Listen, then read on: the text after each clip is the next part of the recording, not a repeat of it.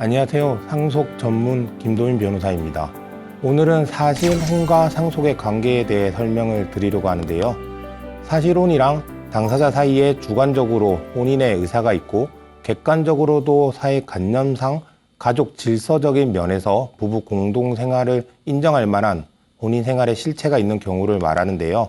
단순히 함께 살고 있다, 동거한다는 의미만으로는 사실혼이 성립하지는 않고요. 당사자 간의 혼인의 의사와 혼인의 실체가 필요합니다.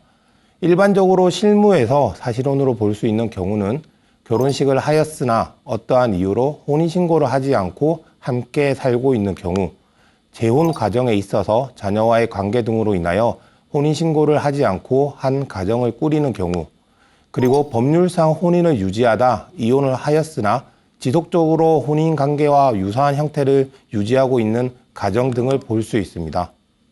이러한 사실혼은 혼인의 의사와 혼인의 실체가 있기 때문에 법률혼에 준하는 보호를 하고 있습니다. 다만 사실혼은 상속에 있어서만은 전혀 인정을 받지 못하고 있는데요.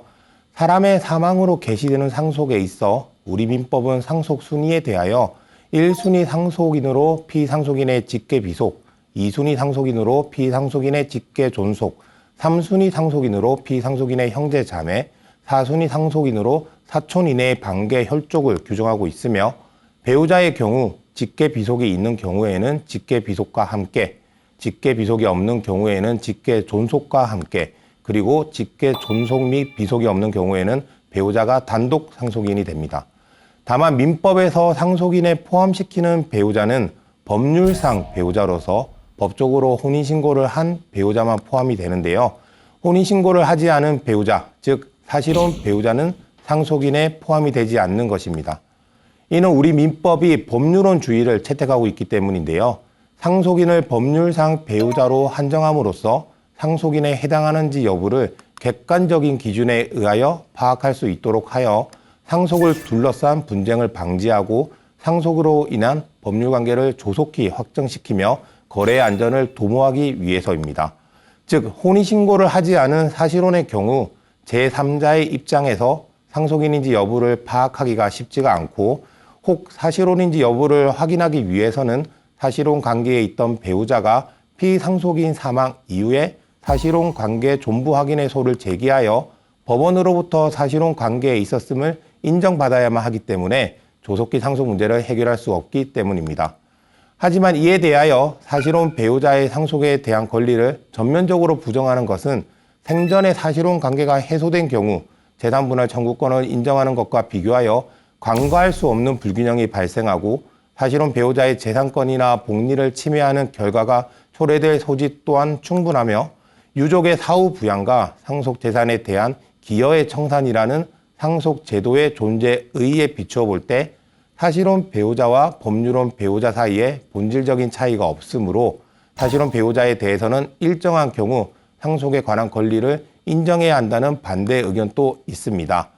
즉 사실혼 배우자의 경우에는 대법원 판례에 따르면 사실혼 관계에 있어서도 부부는 민법 제826조에 따라 동거하며 서로 부양하고 협조하여야 할 의무가 있으므로 혼인 생활을 함에 있어 부부는 서로 협조하고 애정과 인내로서 상대방을 이해하며 보호하여 혼인 생활의 유지를 위한 최선의 노력을 기울여야 할 것인 바, 사실혼 배우자의 일방이 정당한 이유 없이 서로 동거, 부양, 협조하여야 할 부부로서의 의무를 포기한 경우에는 그 배우자는 악의의 유기에 의하여 사실혼 관계를 부당하게 파괴한 것이 된다고 할 것이므로, 상대방 배우자에게 재판상 이용 원인에 상당하는 기책 사유 있음이 밝혀지지 아니하는 한 원칙적으로 사실혼 관계 부당 파기로 인한 손해배상 책임을 면할 수 없다며, 사실혼 해소에 있어서도 유책 배우자에 대하여 위자료 책임을 인정하고 있습니다. 또한 대법원 판례에 따르면 사실혼 해소에 있어서도 이혼에 준하여 사실혼 관계 중 공동으로 형성한 재산에 대하여 부부 재산의 청산의 의미를 갖는 재산 분할에 관한 규정은 부부의 생활 공동체라는 실질에 비추어 인정되는 것이므로 재산 분할도 청구할 수 있다고 판시하는 등, 사실혼이라 하더라도 사실혼 기간 중 부부가 공동으로 형성한 재산이 있다면 부부 공동 재산의 청산의 의미로서 재산 분할을 청구할 수 있다고 하였습니다. 이와 같이 만약 배우자가 생존해 있을 때 사실혼을 해소하였다면 위자료, 재산분할 청구를 할 수가 있지만 사실혼 관계를 해소하지 않고 배우자가 사망하였다면, 즉 사실혼이 종료되었다면 상대방 배우자는 이러한 위자료 및 재산분할 청구를 할 수 없고 상속도 받을 수 없기 때문에 사실상 상대방 배우자로부터 아무 재산도 받을 수 없습니다. 이러한 점 때문에 사실혼이 해소되었느냐, 종료되었느냐는 사실혼 관계에 있어 큰 쟁점이 되기도 합니다. 실제 대법원 판례를 보면 망인과 청구인이 사실혼 관계에 있던 중 망인이 배드민턴을 치다가 쓰러져 의식을 잃어서 응급실로 이송되었다가 이후 요양병원에서 한 달 후 사망하였는데요. 청구인은 망인이 쓰러진 이후에 사망하기 전에 사실혼 관계의 해소를 주장하며 재산분할 심판 청구를 하였습니다. 이에 대하여 원심은 사실혼 관계의 당사자 중 일방인 망인이 갑자기 의식 불명 상태에 빠져서 그 의식 불명 기간에 다른 당사자인 청구인이 한 사실혼 관계를 해소하는 의사표시를 수령하지 못했기 때문에 결국 이러한 사실혼 관계는 청구인의 의사표시에 의해서 해소된 것이 아니라 망인의 사망으로서 종료된 것으로 보아야 하므로 청구인에게는 재산분할 청구권이 인정되지 않는다고 판시하였으나, 대법원은 사실혼 관계는 사실상의 관계를 기초로 하여 존재하는 것으로서 당사자 일방의 의사에 의하여 해소될 수 있고, 당사자 일방의 파기로 의하여 공동생활의 사실이 없게 되면 사실혼의 관계는 해소되는 것이며, 다만 정당한 사유 없이 해소된 때에는 유책자가 상대방에 대하여 손해배상의 책임을 지하는 데 지나지 않는다며, 기록에 의하면 청구인과 사실혼 관계에 있던 소외인이 2007년 3월 12일 갑자기 의식을 잃고 쓰러져 병원에 입원하였고 2007년 4월 16일 그 아들들에 의해서 다른 병원으로 옮겨졌으나 의식을 회복하지 못하고 2007년 5월 10일에 사망한 사실, 그리고 청구인은 소외인이 사망하기 전인 2007년 4월 18일 사실혼 관계 해소를 주장하면서 이 사건 재산분할 심판 청구를 한 사실이 있기 때문에 그 해소의 의사가 진정하지 않다고 볼 근거가 없다며, 청구인이 사실혼 관계 해소를 주장하며 이 사건 재산분할 심판 청구를 함으로써 청구인과 소외인의 사실혼 관계는 청구인의 일방의 의사에 의하여 해소되었고 공동생활의 사실도 얻게 되었다고 봄이 상당하다며 재산분할 청구권을 인정하였습니다. 즉 사실혼 해소를 원인으로 한 재산분할 청구권을 인정해 준 것인데요. 이러한 판결과 같이 사실혼 관계는 언제 어떻게 해소되느냐 종료되느냐에 따라 사실혼 배우자의 권리가 매우 크게 달라지게 되는 것입니다. 다만 이러한 사실혼 해소에 따른 위자료 및 재산분할 청구권이 사실혼 배우자에게 인정되는 것과 달리 상속에 있어서는 사실혼 배우자는 상속권이 없다는 것이 우리 대법원에 확립된 판례인데요. 실제로 이와 같이 사실혼 배우자에게 상속권을 인정하지 않는 민법 규정에 대하여 그 규정이 헌법에 위반된다며 위헌소원이 신청된 적이 있습니다. 이에 대하여 2024년 3월 28일 헌법재판소에서는 위 규정이 헌법에 위반되지 않는다는 결정을 하였는데요. 위 헌법재판소 결정에서 문제가 된 조항은 상속에 있어 배우자의 사실혼 배우자가 포함되지 않는다는 것과 사실혼 배우자가 사망한 경우 다른 배우자에게 재산분할 청구권을 부여하지 않는 부분에 대한 것이었습니다. 헌법재판소는 이에 대해서 위헌 판결을 하면서 그 이유를 다음과 같이 들었는데요. 재산분할 청구권 조항에 대하여서는 민법은 혼인관계가 일방 당사자의 사망으로 종료된 경우에는 생존 배우자도 다른 상속인들과 마찬가지로 상속 제도의 규율을 받도록 정하고, 혼인관계가 쌍방 생전에 해소된 경우에는 재산분할 제도의 규율을 받도록 정하여 그 체계를 달리하고 있다. 그러므로 입법자는 이혼과 같이 쌍방 생존 중 혼인이 해소된 경우에 재산분할 제도만을 재산분할 청구권 조항의 입법사항으로 하였다고 봄이 타당하다. 그렇다면 청구인이 문제 삼는 일방의 사망으로 사실혼이 종료된 경우 생존 사실혼 배우자에게 재산분할 청구권을 부여하는 규정을 두지 않은 부작위는 입법자가 애당초 그러한 입법적 규율 자체를 전혀 하지 않은 경우에 해당한다. 따라서 이 부분 심판 청구는 외형상 특정 법률 조항을 심판 대상으로 삼아 제기되었으나 실질적으로는 진정 입법 부작위를 다투는 것이므로 그 자체로 부적법하다고 하였고요. 상속권 조항에 대해서는 이전의 선례에 따라 합헌이라고 판단하였는데요. 헌법재판소는 상속권 조항이 헌법에 위반되지 않는다고 이전에 판시한 것에 따라서 그 이유를 상속권 조항이 사실혼 배우자에게 상속권을 인정하지 아니하는 것은 상속인에 해당하는지 여부를 객관적인 기준에 의하여 파악할 수 있도록 함으로써 상속을 둘러싼 분쟁을 방지하고 상속으로 인한 법률 관계를 조속히 확정시키며 거래의 안전을 도모하기 위한 것이다. 사실혼 배우자는 혼인신고를 함으로써 상속권을 가질 수 있고 증여나 유증을 받는 방법으로 상속에 준하는 효과를 얻을 수 있으며 근로기준법, 국민연금법 등에 근거한 급여를 받을 권리 등이 인정되므로 상속권을 침해한다고 할 수 없다. 나아가 이 결정에서 법률원주의를 채택한 취지에 비추어 볼 때 제3자에게 영향을 미쳐 명확성과 획일성이 요청되는 상속과 같은 법률관계에서는 사실혼을 법률혼과 동일하게 취급할 수 없으므로 상속권 조항이 사실혼 배우자의 평등권을 침해한다고 보기 어렵다고 하였습니다. 이 선례의 이유는 심판 대상이 동일한 이 사건에도 그대로 적용될 수 있고 이와 달리 판단해야 할 사정 변경이나 필요성이 있다고 보이지 아니하므로 이번 헌법재판소 결정에서도 이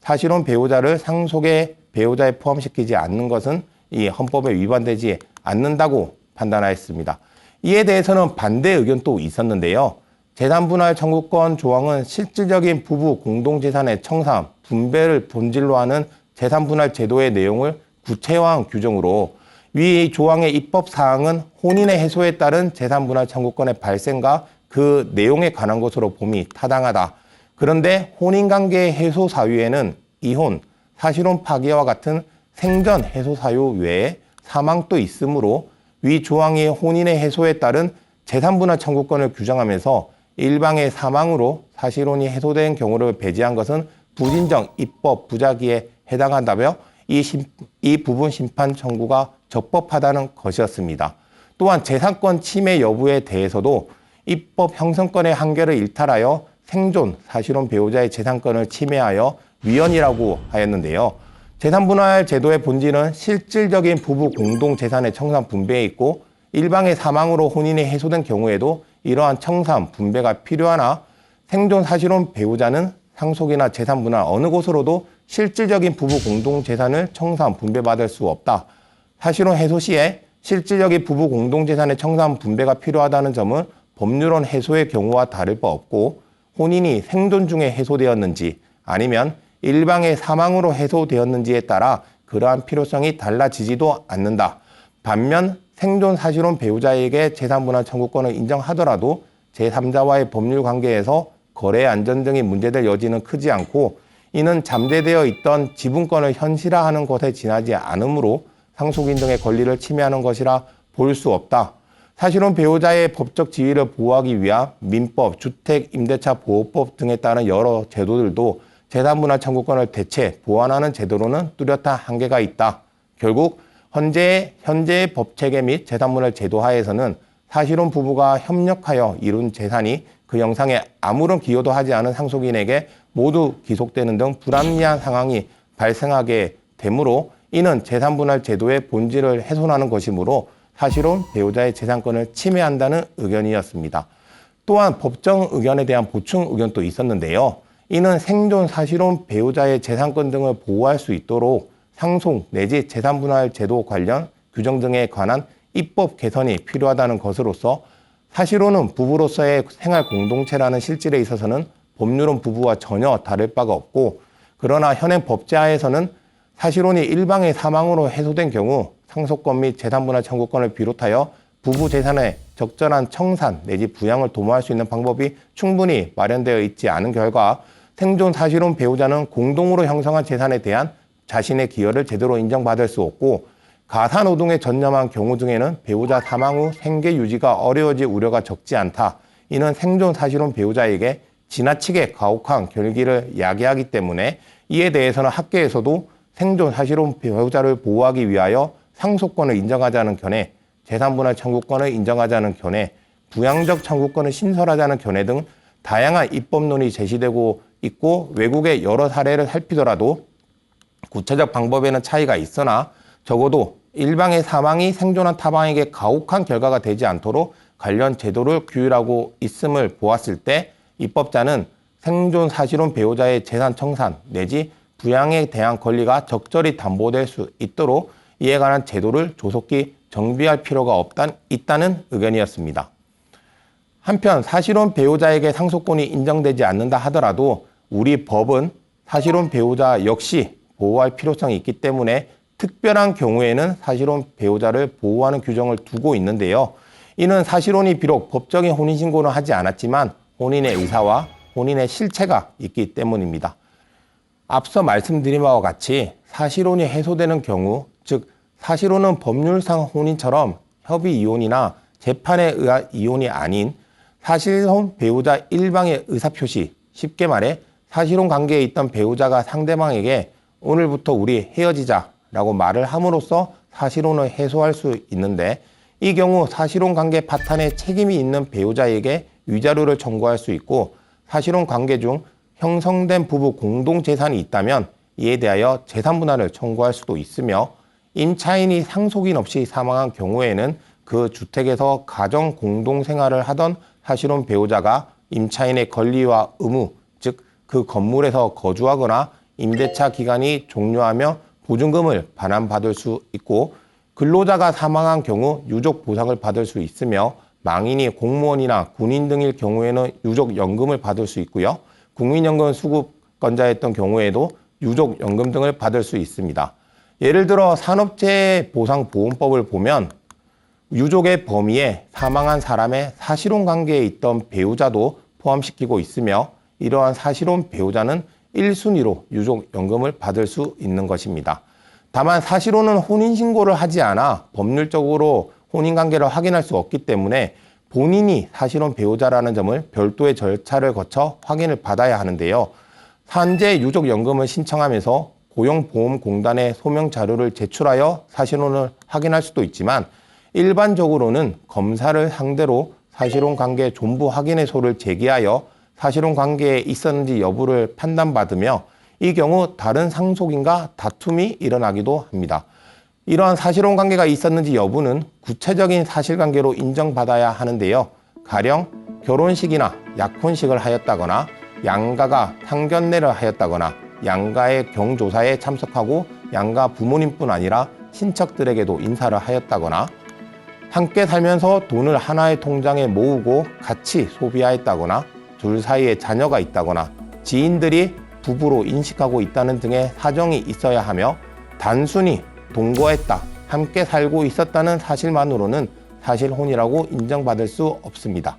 이와 같이 사실혼 관계 존부 확인의소를 통하여 사실혼을 인정받고 이 판결문을 공단에 제출하면 사실혼 배우자로서 유족연금을 받을 수가 있습니다. 단, 한 가지 주의하셔야 할 점은 중원적 사실혼, 즉 상대방이 법률상 배우자가 있는 상태에서 사실혼 관계를 맺었다면 원칙적으로 유족연금을 받을 수 없습니다. 다만 법률상 혼인이 사실상 파탄에 이르러 해소된 상태였다면, 그러니까 누가 봐도 법률상 혼인이 끝난 것이라고 인정이 된다면 사실혼 배우자를 보호할 수 있다는 판례도 있으니 이 역시 구체적인 사실관계를 따져 검토해 보아야 합니다. 한편 사실혼 관계에 있는 부부가 자녀를 낳은 경우 상속의 문제가 발생할 수 있는데요. 일반적인 법률혼 관계에 있는 부부가 자녀를 낳으면 민법 제844조에 의하여 그 자녀는 남편의 자녀로 추정이 되는데 이러한 법 규정이 있는 것은 모자관계, 즉 어머니와 자녀의 관계는 생물학적으로 임신과 출산이라는 과정을 통하여 그 관계가 입증되기 때문에 별도의 추정 규정이 필요하지 않지만 부자관계, 즉 아버지와 자녀의 관계는 경우에 따라 달라질 수 있기 때문에 일단 법률상 혼인관계에 있는 부부라면 그 사이에 태어난 자녀는 아버지의 자녀로 추정을 하되 만약 반대 증거, 배우자가 부정행위를 통하여 아이를 낳았다는 등의 반대 증거가 있고 유전자 검사 등을 통하여 이러한 사실이 확인이 되면 이러한 친생자 추정을 깰 수 있다는 것입니다. 그런데 사실혼 관계의 경우 이러한 친생자 추정, 즉 사실혼 관계에서 낳은 자녀는 사실혼 관계에 있는 아버지의 자녀로 추정이 되지 않기 때문에 만약 그 자녀를 아버지의 가족관계 등록부, 예전에는 호적이었죠. 여기에 등재시키려면 아버지가 자녀를 본인의 자녀라고 인정하는 절차, 즉 인지를 하여야만 합니다. 인지는 생부나 생모가 본인의 자녀임을 인정하는 절차인데요. 이러한 절차를 통하여 생물학적 뿐 아니라 법률적으로도 아버지와 자녀의 관계가 연결이 되고 그래야만 그 자녀가 아버지가 사망하였을 때 상속을 받을 수 있는 상속인이 될 수 있는 것입니다. 그렇기에 만약 사실혼 관계에 있던 생물학적 아버지가 자녀에 대하여 본인의 자녀로서 인정을 하지 않는다, 인지를 하지 않는다면 그 자녀와 직계 비속 등은 부 또는 모를 상대로 인지 청구의 소를 제기할 수 있고요. 이러한 인지 청구가 법원에서 받아들여지면 그 자녀는 출생 시 태어난 때로 소급하여 아버지의 상속인이 되어 아버지가 살아있으면 추후 돌아가셨을 때 상속을 받을 수 있고 만약 이미 아버지께서 사망하셨다면 상속재산 분할이 이루어졌다면 그 다른 상속인에게 상속재산을 내놓으라는 상속분 가액 지급 청구를 할 수가 있습니다. 그런데 인지가 되기 전 아버지께서 사망하셨다면 유의하셔야 할 점이 두 가지 있는데요. 첫째, 아버지께서 사망한 경우 인지 청구의 소는 그 사망을 안 날로부터 2년 내에 검사를 상대로 인지 청구의 소를 제기하여야 합니다. 위 2년은 제소기간으로서 아버지의 사망 사실을 안 날로부터 2년 내에 소송을 제기해야만 하는 기간이고 만약 위 기간을 지키지 못하면 인지 청구를 할 수가 없습니다. 다만 우리 대법원은 아버지가 사망하였으나 혼인의 자녀인 미성년 자녀의 법정 대리인 어머니가 되겠죠. 어머니가 인지 청구의 소를 제기하지 않아 그 자녀가 성년이 되어 아버지의 사망 사실을 알고 그 사실을 안 때로부터 2년 내에 인지 청구의 소를 제기한 사안에서 미성년자인 자녀의 법정 대리인이 인지 청구의 소를 제기한 경우에는 그 법정 대리인이 부 또는 모의 사망 사실을 안 날이 민법 제864조에서 정한 제척기간의 기산일이 되지만 자녀가 미성년자인 동안 법정 대리인이 인지 청구의 소를 제기하지 않은 때에는 자녀가 성년이 된 뒤로 부 또는 모의 사망을 안 날로부터 2년 내에 인지 청구의 소를 제기할 수 있다고 보아야 한다며 인지 청구권은 자녀 본인의 일신 전속적인 신분 관계상의 권리로서 그 의사가 최대한 존중되어야 하고 법정 대리인에게 인지 청구의 소를 제기할 수 있도록 한 것은 소송 능력이 제한되는 미성년자인 자녀의 이익을 두텁게 보호하기 위한 것일 뿐 그 권리 행사를 제한하기 위한 것이 아니기 때문이라며 미성년자가 성년이 된 이후 부모님의 사망 사실을 안 날로부터 2년 내에 인지 청구의 소를 제기할 수 있다며 자녀의 권리 보호를 두텁게 하였습니다. 두 번째로 인지 청구에서 주의하셔야 할 점은 혼인 외의 자녀, 즉 혼외자의 인지 청구가 받아들여진 이후 이미 이루어진 상속재산 분할에 대하여 상속회복 청구의 제척기간이 적용이 되는지의 문제입니다. 민법 제1014조에 따라 상속 개시 후, 즉 피상속인 사망한 이후에 인지 청구를 하여 피상속인의 상속인이 된 자는 이미 다른 공동상속인 사이에서 이루어진 상속재산 분할 협의에 대하여 상속회복 청구로서 본인의 상속분만큼의 가액을 내놓으라는 청구를 할 수가 있는데요. 이를 상속분 가액 지급 청구권이라고 합니다. 그런데 이러한 상속분 가액 지급 청구권은 상속회복 청구, 즉 참칭 상속인으로부터 상속권을 침해당한 상속인이 본인의 권리를 되찾기 위한 청구의 일종으로 보게 되며 이러한 상속회복 청구는 그 침해를 안 날로부터 3년, 상속권의 침해 행위가 있은 날부터 10년 내에 하여야 합니다. 이 중 그 침해를 안 날은 혼인 외에 자녀가 인지 청구를 하여 승소한 때 혹은 판결이 확정된 때를 기산점으로 잡을 수 있지만 상속권의 침해 행위가 있은 날로부터 10년의 경우에는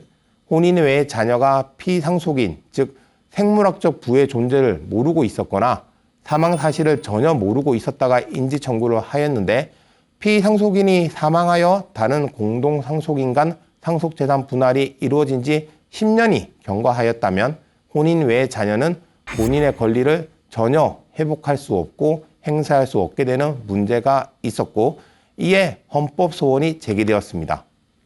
작년에 나온 헌법재판소 결정에 따르면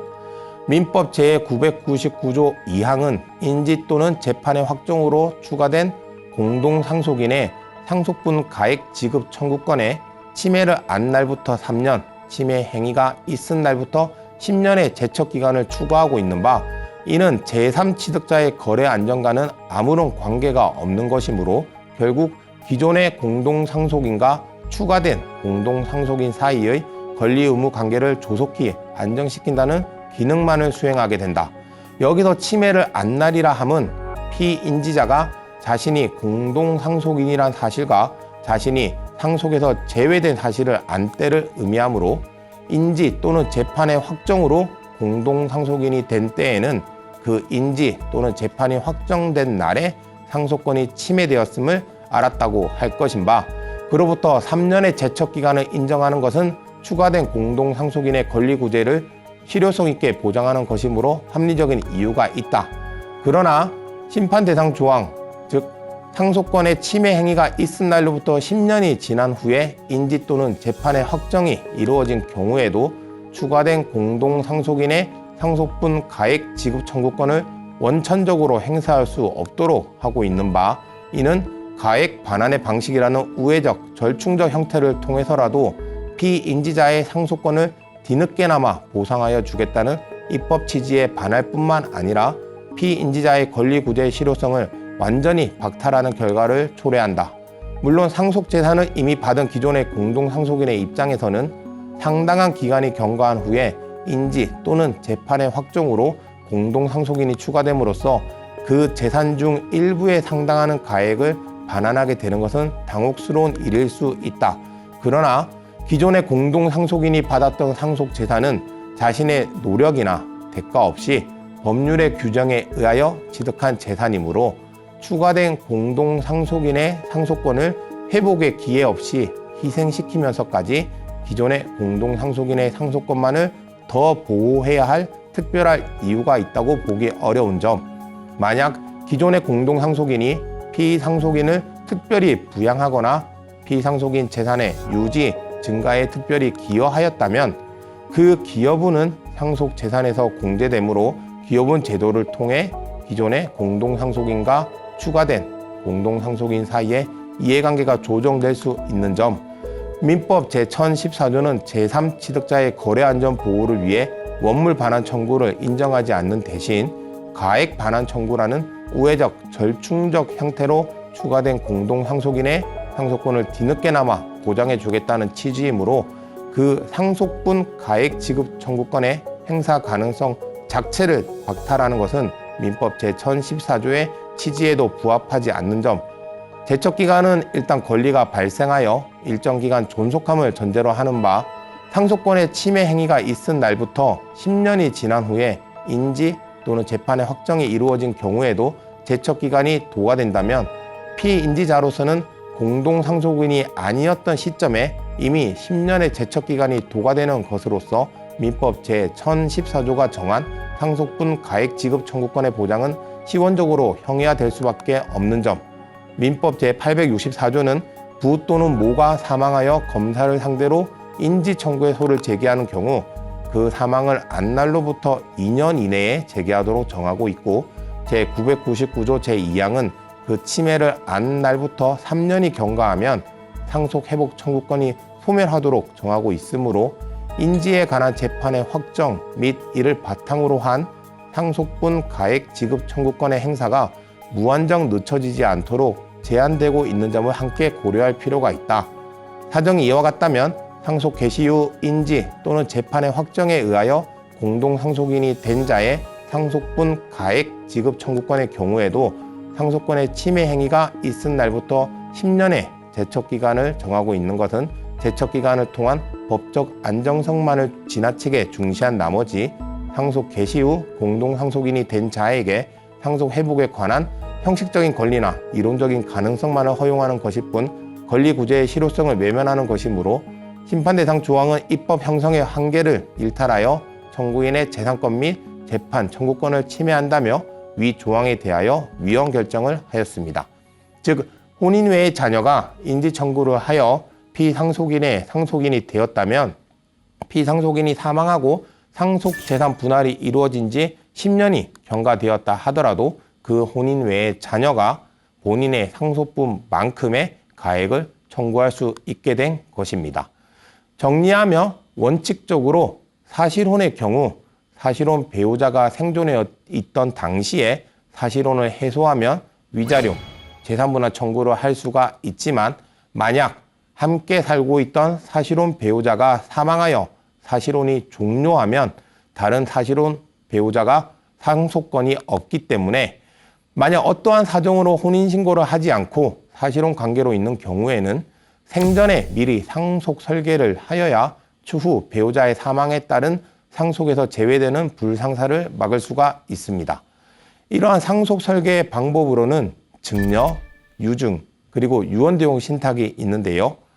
증여는 사실혼 배우자가 상대방 배우자에게 증여 계약을 맺고 그 계약을 따라 무상으로 재산을 이전하는 것입니다.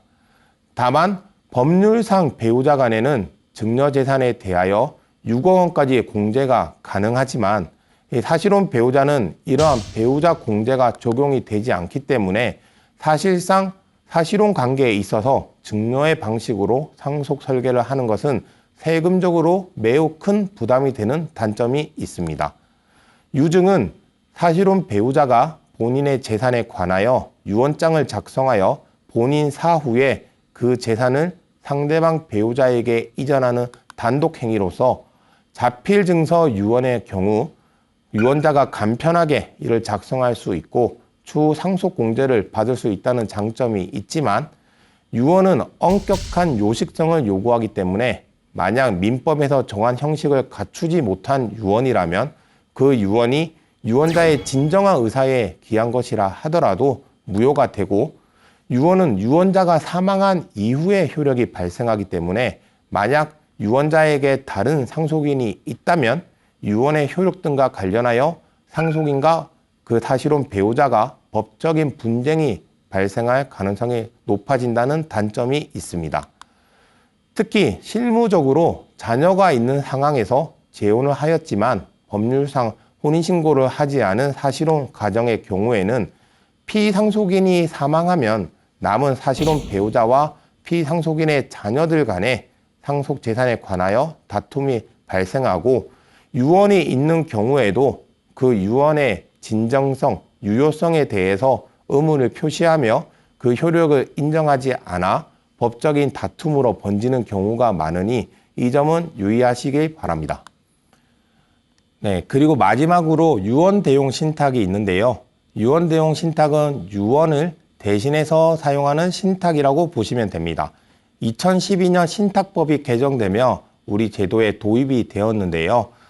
요즘 많은 금융기관이나 은행 등에서 유언 대용 신탁에 대해서 광고를 하고 홍보를 하고 있습니다. 이러한 유언 대용 신탁은 재산을 가진 위탁자가 본인의 재산에 관하여 생전의 수탁자와 유언 대용 신탁 계약을 체결하고요. 그 계약에 따라서 수탁자에게 재산을 이전하게 되는데 그 수탁자는 상속인이라도 상관없고 제3자라도 상관이 없습니다. 만약에 위탁자가 사망하게 되면 이후 유언 대용 신탁 계약에 따라서 위탁자가 지정한 사후 수익자 또는 잔여재산 기속 권리자가 그 재산을 취득하게 됩니다. 이러한 유언 대용 신탁 계약을 사실혼 관계에 적용을 시키면 사실혼 관계에 있는 일방 배우자, 즉 재산을 가진 배우자가 위탁자가 되어 수탁자, 상대방 배우자가 될 수도 있고요. 제3자, 지인이나 친구 아니면 친척이 될 수도 있고요. 그 수탁자와 유언 대용 신탁 계약을 체결해서 그 재산을 수탁자에게 이전한 이후 위탁자가 이 수탁자가 재산을 관리하면서 발생하는 수익을 위탁자가 취득하거나 아니면 위탁자가 지정한 사실혼 관계에 있는 배우자가 그 수익을 취득하다가 위탁자, 즉 사실혼 관계에 있는 배우자가 사망을 하게 되면 상대방 배우자가 그 재산을 받을 수 있도록 함으로써 사실혼 배우자가 상속에서 배제되지 않게 상속 설계를 할 수가 있습니다. 특히 이 부동산의 경우에는 등기사항 전부 증명서에 신탁 등기가 이루어지고 신탁 원부가 들어가게 되는데요. 이 신탁 원부는 유언대용 신탁 계약을 체결하며 위탁자가 왜 이러한 유언대용 신탁 계약을 체결하였는지 그 이유와 경위 등이 들어가게 되고 유언대용 신탁을 통해서 본인이 이루고자 하는 내용, 즉 이 재산을 본인이 원하는 사실혼 배우자에게 넘겨주고 싶다, 온전히 귀속시키고 싶다, 이런 내용이 들어가기 때문에 신탁 원부와 이 신탁 등기를 통해서 보다 확실하게 상속 설계를 할 수 있다는 장점이 있습니다. 그 외에도 이 유언대용 신탁은 매우 다양한 내용을 담을 수 있다는 장점이 있는데요. 예를 들어 사실혼 배우자와 자녀가 있는 경우 사실혼 배우자가 남은 생을 경제적 어려움 없이 보낼 수 있도록 지원을 해주고 싶지만 사실혼 배우자가 사망한 이후에는 그 재산을 본인의 자녀들에게 귀속시키고 싶은 경우에는 이러한 유언대용 신탁을 통하여 1차 사후 수익자를 사실혼 배우자로 하여 사실혼 배우자가 그 재산으로부터 발생하는 수익을 얻게 하고 이후 사실혼 배우자가 사망하게 되면 후순위 사후 수익자, 즉 2차 사후 수익자로서 자녀를 설계함으로써 그 자녀가 그 재산을 귀속받도록 하는 수익자 연속 신탁을 통하여 이러한 사실혼 배우자에 대해서 상속 설계를 할 수도 있습니다. 또한 사실혼 배우자가 개인 사업 등을 하는 경우에는 혹시 발생할지 모를 사업상 어려움, 경제적 어려움 등으로부터 재산을 지키기 위하여 유언대용 신탁을 통하여 재산 중 일부를 신탁해 둠으로써 이를 그 사실혼 배우자의 책임 재산에서 제외시키고 혹 사실혼 배우자의 사업 경영이 어려워지더라도 다른 사실혼 배우자는 그 재산을 상속받을 수 있도록 보호받을 수 있도록 함으로써 그 사실혼 배우자에 대하여 상속이 이루어지도록 설계를 할 수도 있습니다. 오늘은 사실혼 배우자와 상속에 관하여 말씀드렸는데요. 우리 민법은 법률상 배우자, 즉 법률상 혼인신고를 한 배우자만 상속권이 있다고 규정하고 있습니다. 그렇기에 사실혼 배우자로부터 전혀 상속을 받지 못하게 되는 문제가 발생할 수 있으며 만약 사실혼 배우자에게 자녀가 있다면